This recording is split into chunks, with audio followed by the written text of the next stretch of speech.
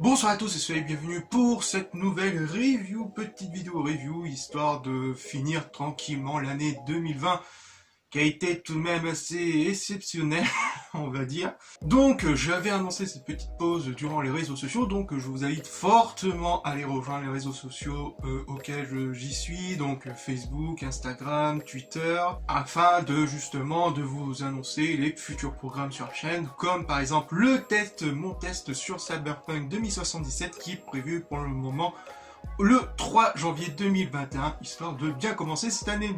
Juste info, petit important, donc cette vidéo ne contiendra pas de spoil, donc ça sera une review sans spoil garanti. Bref, donc, que penser de cette saison 2 de The Mandalorian? Eh ben, je dois dire au premier coup d'œil, à avis assez rapide, je dois dire que je l'ai préféré à la première saison.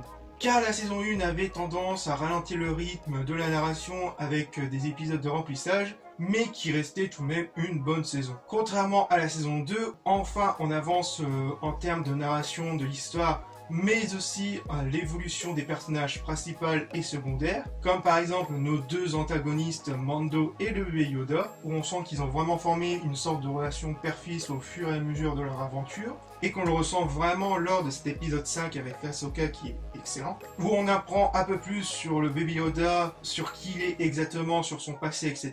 En parlant d'Ahsoka justement, tout comme le reste des personnages phares de l'univers Star Wars, ils ne sont pas là uniquement à faire du fanservice. Ils sont bien incrustés, comme l'excellent épisode 5, encore une fois, avec Ahsoka, où on voit l'évolution de son personnage au fil des années après Clone Wars et Rebels. Que si je devais rajouter une chose, c'est bien sûr que ces personnages vont à la fois avancer et aider nos héros à accomplir leur quête. En termes de rythme, cette saison 2 fait bien avancer l'intrigue. Mais il y a tout de même quelques points assez négatifs à souligner. Il faut savoir qu'il y a deux points. Donc le premier point pour moi que je trouve assez bémol, c'est bien sûr cet épisode 2 que je trouve... comment on peut dire ça? C'est un peu l'épisode du remplissage, hein. On sent vraiment le mix entre Alien 2 et justement Harry Potter, la chambre des secrets, si mes souvenirs sont bons, avec la scène des araignées, etc.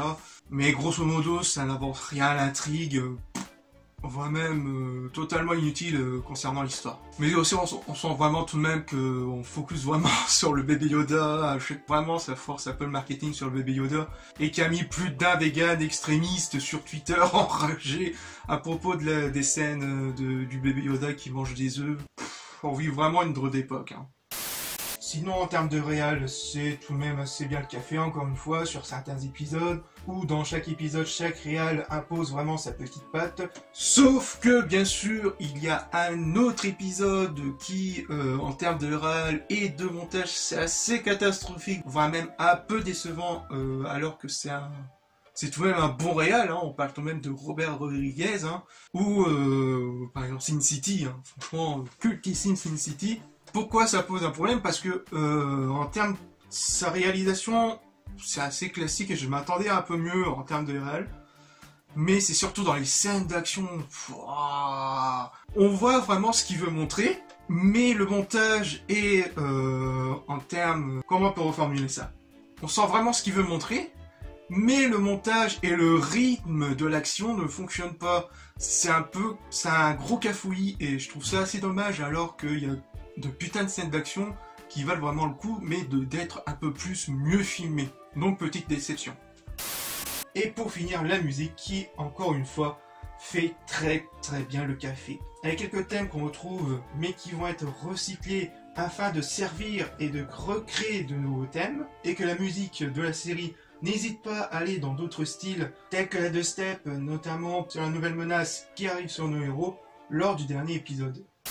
Donc pour conclure, je dois dire que cette saison 2 est beaucoup plus meilleure que la 1, avec un bon rythme en termes de narration, mais aussi une bonne écriture envers ses personnages, principaux et secondaires. Accompagné d'une très belle BO, malgré quelques petits points noirs comme l'épisode 2 qui est totalement inutile et la réalisation de Robert Rodriguez un peu confus dans l'épisode 6, mais aussi d'une finale mais totalement titanesque et qui pose vraiment d'autres questions sur l'avenir de la série, voir comment ils vont gérer tout ça. La série a encore de bons jours devant lui, en espérant qu'il puisse en tirer certaines leçons et qu'il continuera à s'améliorer au fur et à mesure du temps. pour moi, franchement, ça vaut un beau petit 9 sur 10. Voilà, cette petite review est finie, donc n'hésitez pas à me suivre sur les réseaux sociaux afin de voir de ce qui va se passer sur la chaîne, et passez de très bonnes fêtes de fin d'année, et on se retrouve pour de futures vidéos. Allez, peace!